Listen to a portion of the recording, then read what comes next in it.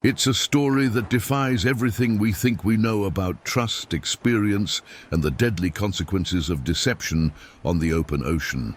What the Coast Guard discovered in the wreckage of the Freedom's Call would expose a lie so devastating that it would change maritime safety regulations forever and destroy the reputation of one of America's most respected yacht brokers.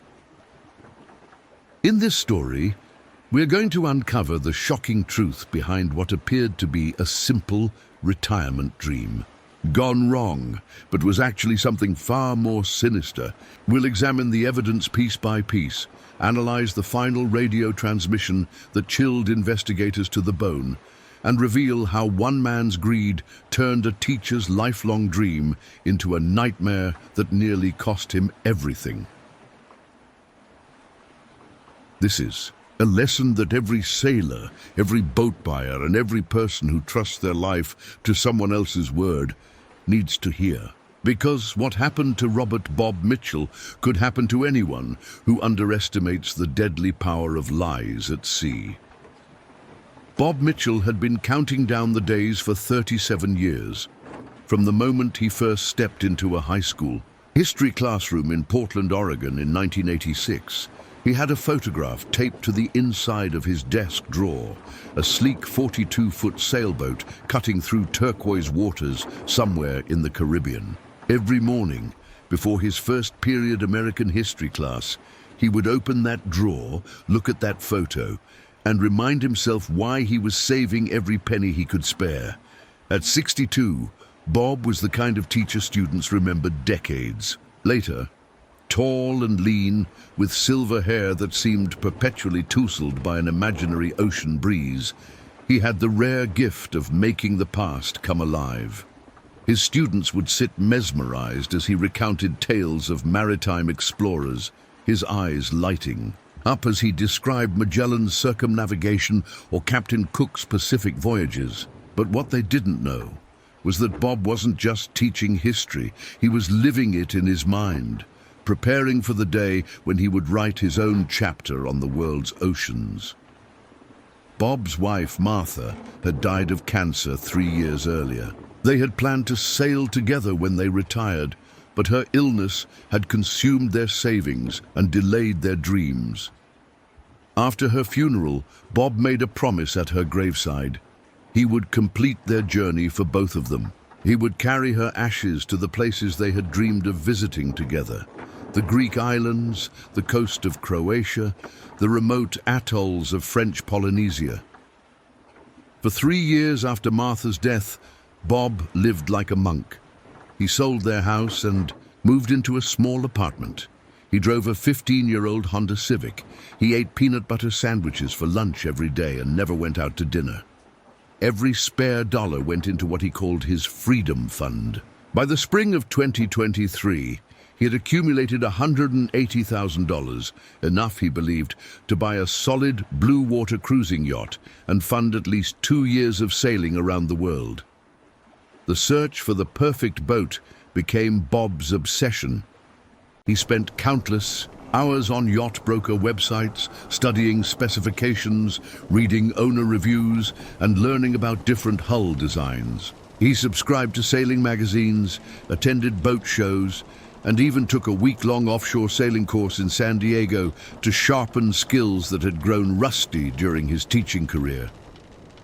That's when he met James Hartwell.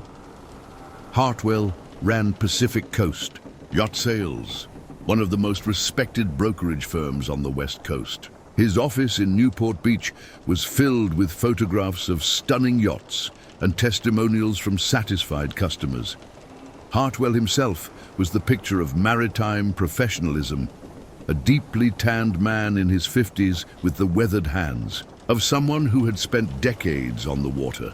His business cards listed him as a certified marine surveyor and blue water cruising specialist.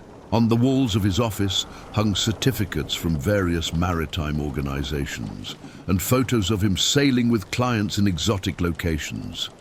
When Bob walked into Hartwell's office that March morning, clutching a folder full of research and boat listings, Hartwell immediately understood what he was dealing with. This wasn't some weekend warrior looking for a toy. This was a serious buyer with serious money and a serious dream.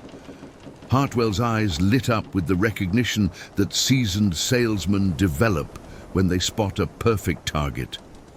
"You know," Hartwell said, leaning back in his leather chair after Bob had explained his plans, "I think I have exactly what you're looking for. She just came on the market yesterday, and I haven't even had time to list her yet.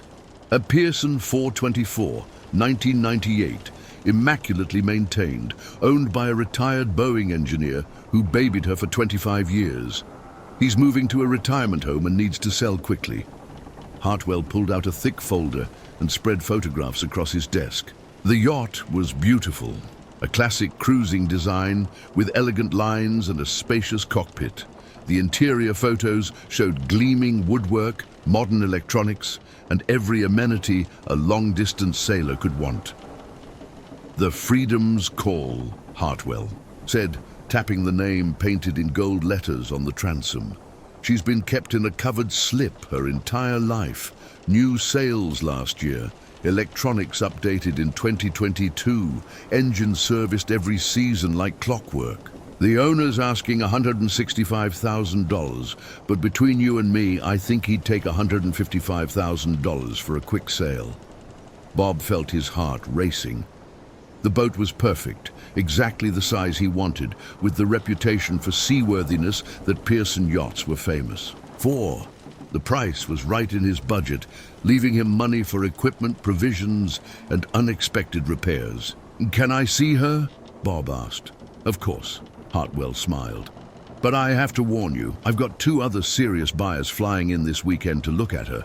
A boat like this, in this condition, at this price, she won't last long on the market."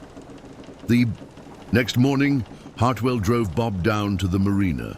Slip 247 held a yacht that was even more impressive in person than in the photographs. The Freedom's Call gleamed under the Southern California sun, her white fiberglass hull spotless, her stainless steel rigging polished to mirror brightness. Everything about her suggested meticulous care and attention to detail. Hartwell had a key to the boat, explaining that the owner had given him full access to show her to qualified buyers. As they stepped aboard, Bob was struck by the quality of everything he saw. The deck hardware was top shelf, Lumar winches, Harken blocks, and Profurl furling systems. The cockpit cushions were new, still carrying the sweet smell of fresh. A vinyl below, the interior was a masterpiece of woodwork and craftsmanship. Cherry cabinetry gleamed with careful maintenance, and every surface showed the kind of attention to detail that spoke of an owner who truly cared for his vessel. The electronics panel looked like something from a modern airliner. GPS chart plotter, radar, autopilot, satellite communication system, and backup instruments for every critical function. The owner was an engineer, Hartwell explained as Bob ran his hands along the smooth woodwork. Everything on this boat has been upgraded, maintained, or replaced with the best equipment available. Look at this engine room. He lifted a section of the cabin sole to reveal the engine compartment. The Yanmar diesel engine looked pristine, surrounded by neatly organized systems and color-coded wiring that would have made NASA proud. Fresh oil gleamed on perfectly clean surfaces, and every hose and connection appeared new. 45 horsepower, low hours, completely rebuilt 2 years ago, Hartwell noted. The owner kept maintenance logs going back to the day he bought her. Everything documented, every hour recorded, every repair catalogued. Bob spent 3 hours going through every inch of the boat. He checked the rigging, examined the sails, tested the electronics, and ran the engine. Everything worked perfectly. The boat felt solid, well-balanced, and ready for anything the ocean could throw at her. "What about a survey?" Bob asked as they locked up the boat. "Absolutely," Hartwell nodded. "Standard procedure. I recommend Tony Calabrese. He's the best marine surveyor in Southern California. Been doing this for 30 years, certified by NAMS and SAMS. He surveyed this exact boat for the insurance company just 2 years ago and gave her a clean bill of health, but you should definitely have your own survey done." That afternoon, Bob called Calabrese and arranged for a survey the following week. The cost was $200, but Bob considered it the best money he could spend. He had read enough horror stories about hidden problems in used boats to know that a thorough survey was essential. Calabrese arrived at the marina on a foggy Tuesday morning carrying a toolkit that looked like it belonged to a surgeon. He was a compact man in his 60s with the methodical manner of someone who had seen every possible way a boat could hide its problems. For 6 hours, he crawled through every compartment, tapped every surface, tested every system, and photographed everything that caught his attention. "She's a beautiful boat," Calabrese told Bob as he packed up his equipment. The owner clearly took exceptional care of her. "I found a few minor issues, some UV damage on the Dodger canvas, a small oil leak from the transmission that should be addressed, and the standing rigging is getting to the age where it should be replaced in the next couple of years as a precautionary measure. But overall, she's in excellent condition for a 25-year-old yacht." His written report, delivered 3 days later, was equally positive.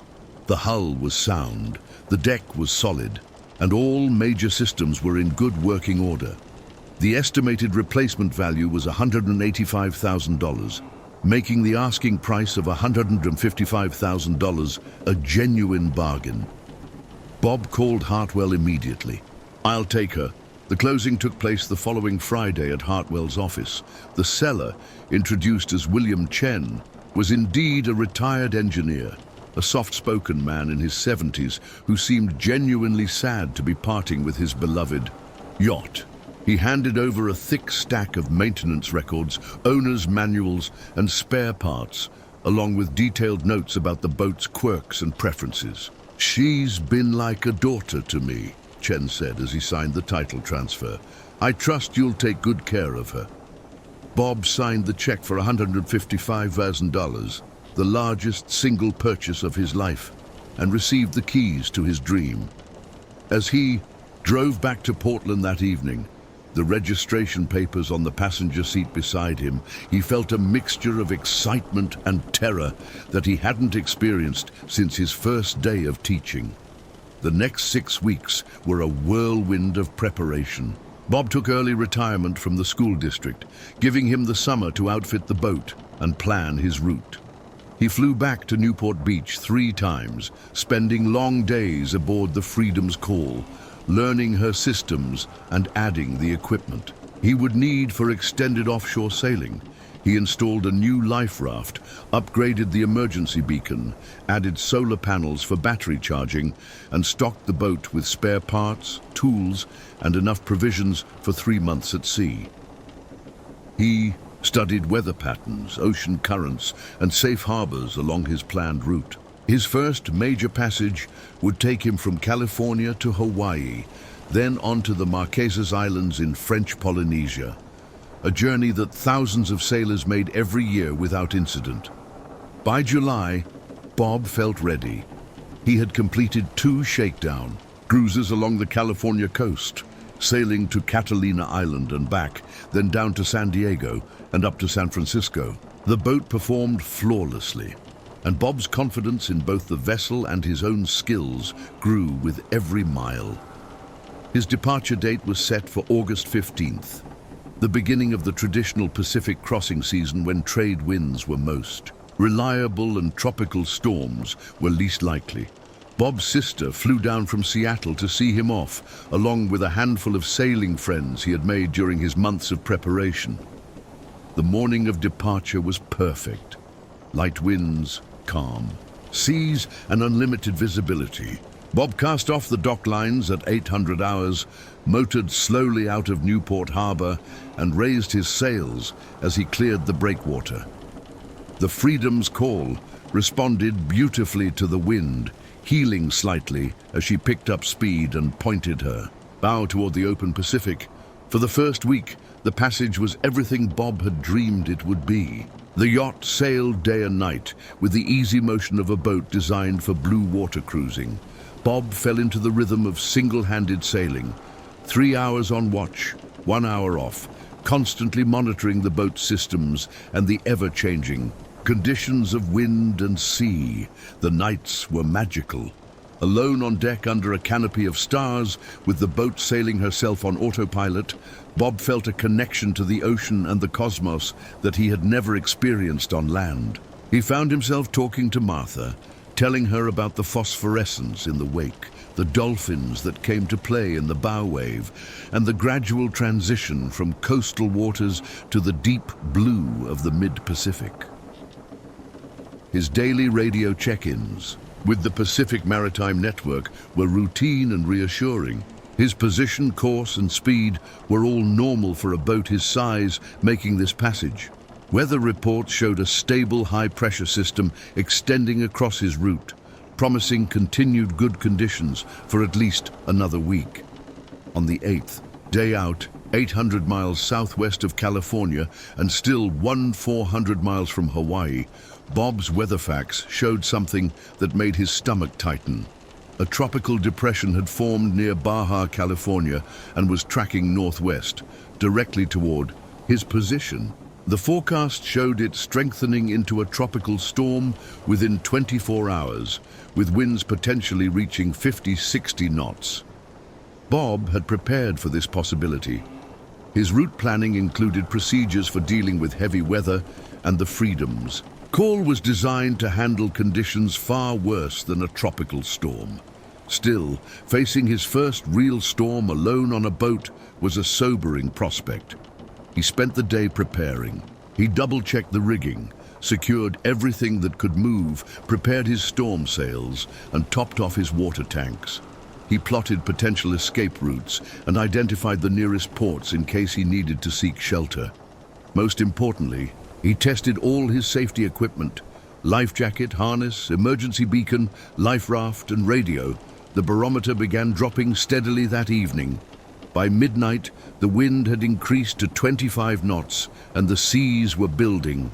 Bob reduced sail area, switching from his full Genoa to a smaller jib and putting a reef in his mainsail. The boat's motion became more pronounced, but she continued to sail well, rising over the swells with the graceful motion that had made Pearson yachts famous among serious sailors. By dawn on the 9th day, Bob was in the thick of it. Winds had increased to 35 to 40 knots, gusting higher, and the seas had built to 12 to 15 feet. He was down to storm sails, a deeply reefed main, and a small storm jib, and the boat was handling the conditions admirably. This was what she was designed for, and Bob began to feel a growing confidence in both his boat and his own abilities. Then, at 10:47 hours Pacific Standard Time, everything changed. Bob was below deck, brewing a cup of coffee to warm himself after a cold, wet watch, when he heard a sound that would haunt him for the rest of his life. It started as a low groan, like the sound of old wood under stress, then escalated to a sharp crack that seemed to come from everywhere at once. The boat lurched violently to starboard, throwing Bob against the galley counter and sending the coffee pot flying across the cabin. He scrambled topside to find his worst nightmare unfolding before his eyes. The mainmast, the critical backbone of any sailboat, was bent at a 30-degree angle 8 feet above the deck. The upper shrouds, the cables that held the mast upright, had failed catastrophically. As Bob watched in horror, the mast continued to bend further, the remaining rigging singing under impossible loads. With a sound like a rifle shot, the mast broke completely. 35 feet of aluminum spar, weighing nearly 300 pounds, crashed into the ocean alongside the boat, held to the hull only by a tangle of rigging and sailcloth.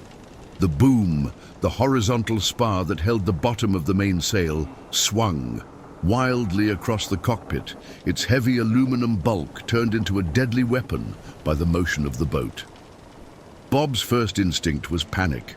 Without a mast and sails, the Freedom's call was at the mercy of 40-knot winds and 15-foot seas. The boat wallowed in the troughs between waves, rolling sickeningly as each swell passed beneath her. Worse, the broken mast and rigging dragging alongside acted like a sea anchor, threatening to pull the boat over on her side. Drawing on his emergency training, Bob forced himself to think systematically. His first priority was to cut away the broken mast before it could punch a hole in the hull or capsize the boat. He found his rigging cutters and began working his way through the tangle of cables and lines, each cut releasing more tension and allowing the boat to move more freely. It took him 2 hours to completely free the wreckage. By the time he finished, exhausted and soaked to the skin, the Freedom's Call was riding more comfortably, but she was essentially disabled. Without sails, she could only make slow progress under engine power, and the storm was far from over. Bob's next priority was communication. He switched on his radio and tried to contact the Coast Guard, but the storm was interfering with radio propagation, and he was too far from shore for reliable VHF communication. His satellite communicator, however, worked perfectly. He activated his emergency beacon and sent a detailed message to the Coast Guard's Pacific Area Rescue Coordination Center. Mayday, Mayday, Mayday. This is sailing vessel Freedom's Call. Position 32 degrees 15 minutes north, 125 degrees 42 minutes west. I have suffered complete mast failure in storm conditions. Vessel is disabled, but not in immediate danger. Single-handed sailor aboard, no injuries. Am proceeding under engine power toward nearest land. Will maintain radio watch and update position. Hourly. The Coast Guard response was immediate and professional. They acknowledged his position, confirmed that his emergency beacon was transmitting clearly, and advised him that a Coast Guard cutter was being dispatched from San Diego. However, given the distance and weather conditions, it would be at least 18 hours before help could reach him. Bob settled in for what he knew would be the longest night of his life. The Freedom's Call plugged along at 4 knots under engine power, making slow but steady progress toward the California coast. The storm gradually began to weaken, and by midnight, winds had dropped to 25 knots, and the seas were beginning to flatten. It was during those long, dark hours that Bob began to think about what had happened. Mast failures were not unheard of in severe weather, but they were relatively rare on well-maintained boats. The Pearson 424 was known for its robust construction, and the surveyor had specifically commented on the good condition of the rigging. As dawn broke on the 10th day, Bob could see the Coast Guard cutter Steadfast approaching from the east. The sight of the 210-foot vessel with its distinctive orange and white paint scheme was the most beautiful thing he had ever seen. Within an hour, he was safely aboard the cutter, watching as the Coast Guard crew secured his disabled yacht. For the tow back to San Diego, it wasn't until they reached port that the real investigation began. Coast Guard investigators, along with representatives from Bob's insurance company, began a thorough examination of the wreckage. What they found would shock the maritime community and expose a fraud that had been operating for years. The mast failure, it turned out, had not been caused by the storm. Under magnification, the break showed clear evidence that the mast had been previously damaged and repaired badly. Someone had welded a crack in the aluminum spar, but the repair was cosmetic at best. The weld had been ground smooth and painted over, making it invisible to casual inspection. More disturbing was the discovery that the rigging itself was not what it appeared to be.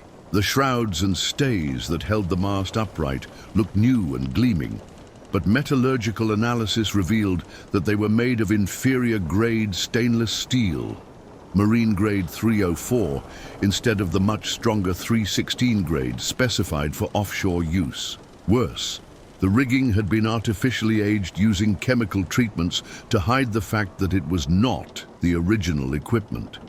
The insurance investigator, a former Coast Guard officer named Patricia Wells, had seen cases like this before. Someone took a boat with serious structural problems and disguised them well enough to pass a casual survey, she explained to Bob as they stood on the dock, looking at his damaged yacht. The mast had been cracked, probably in a previous accident, and repaired with a patch job that was never meant to last. The rigging was replaced with substandard materials and made to look original. But who had done this, and why? The investigation led them back to James Hartwell and Pacific Coast Yacht Sales. When authorities arrived at Hartwell's Newport Beach office, they found it empty. The business had been closed for 2 weeks, and Hartwell had disappeared, leaving behind a trail of angry customers and unpaid debts. The truth, when it finally emerged, was even more devastating than Bob had imagined. Hartwell was not a legitimate yacht broker at all. He was a sophisticated con artist who had been operating for at least 5 years, buying damaged boats at salvage auctions, having them repaired just well enough to look good, and then selling them to unsuspecting buyers at premium prices. The Freedom's Call had not been owned by a retired Boeing engineer named William Chen. She had been purchased by Hartwell at a salvage auction in Seattle after suffering a dismasting in a previous storm. The maintenance records and owner's manuals that had impressed Bob so much were sophisticated forgeries. Even the surveyor, Tony Calabrese, was part of the scheme. He had been providing fraudulent surveys for Hartwell's boats for years. The man who had presented himself as William Chen at the closing was an actor hired to play the part of the grief-stricken owner. The maintenance records, the careful documentation, the emotional story about the boat being like a daughter, it was all part of an elaborate fiction designed to justify the boat's high price and hide its deadly flaws. Investigation by the FBI and Coast Guard revealed that Hartwell had sold at least 20 boats using similar methods. 2 other buyers had suffered serious accidents when hidden defects caused failures at sea. One sailor had been seriously injured when his rudder broke away in heavy weather off the coast of Oregon. Another had barely escaped with his life when his boat's keel, weakened by previous grounding damage, broke away during a gale in the Gulf of Alaska. The scope of the fraud was staggering. Hartwell had stolen millions of dollars from buyers who trusted him with their dreams and their lives. His victims included retirees like Bob, young couples starting their sailing adventures, and experienced sailors who should have known better but were deceived by the sophistication of the fraud. Bob learned that he had been incredibly lucky. The mast failure could have happened in far more dangerous circumstances. If the rigging had failed during a jibe or in heavier weather, the falling mast could have punched through the deck or hull, sinking the boat immediately. If he had been further from shore when it happened, rescue might not have been possible. The investigation also revealed why the scheme had worked so well for so long. Hartwell had carefully researched the psychology of boat buyers. He understood that people buying boats for major life changes, retirement, circumnavigation, escape from corporate life, were emotionally invested in their purchase in a way that made them vulnerable to manipulation. They wanted to believe they had found the perfect boat, and Hartwell gave them exactly what they wanted to hear. The forged maintenance records exploited another psychological weakness. Experienced sailors knew that meticulous maintenance was the key to safe passages, and documentation of that maintenance was reassuring. Hartwell's forgeries were so detailed and professional that they actually made buyers more confident in their purchase, when they should have been raising red flags. James Hartwell was eventually arrested in Mexico, where he had been operating a similar scheme selling boats to European buyers. He was extradited to the United States and charged with mail fraud, wire fraud, and endangering lives through maritime fraud. At his trial, prosecutors revealed that he had shown no remorse for putting sailors' lives at risk. His only regret, he told investigators, was that he had been caught. Bob's insurance covered the loss of the Freedom's Call, but it could not restore his dream or his confidence. The psychological impact of discovering that he had been so completely deceived was devastating. The man he had trusted with his life savings and his safety had been a criminal who cared nothing for the lives he was endangering.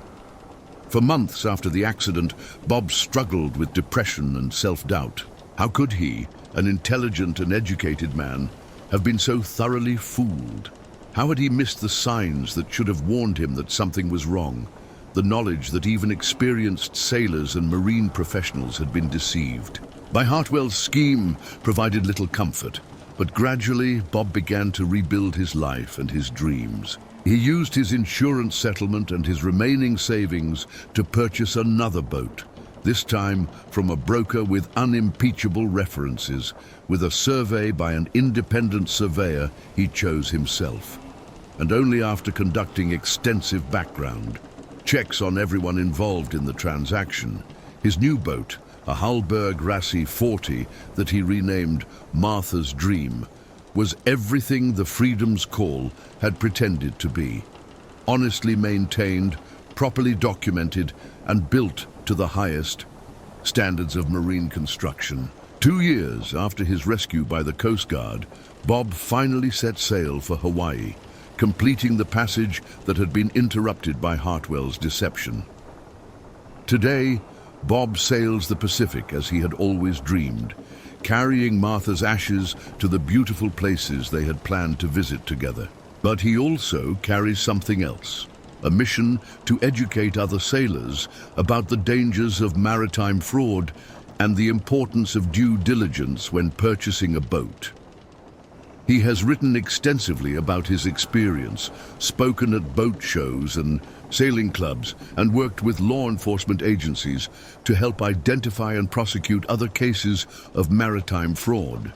His story has become a cautionary tale in the sailing community, a reminder that the dream of sailing away to freedom can become a nightmare if you trust the wrong people.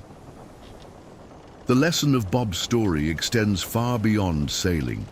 In any major purchase, especially one that involves our safety and our dreams, we must be vigilant about verifying the credentials of the people we're dealing with. We must insist on independent verification of claims, resist the pressure of artificial urgency, and remember that if something seems too good to be true, it probably is.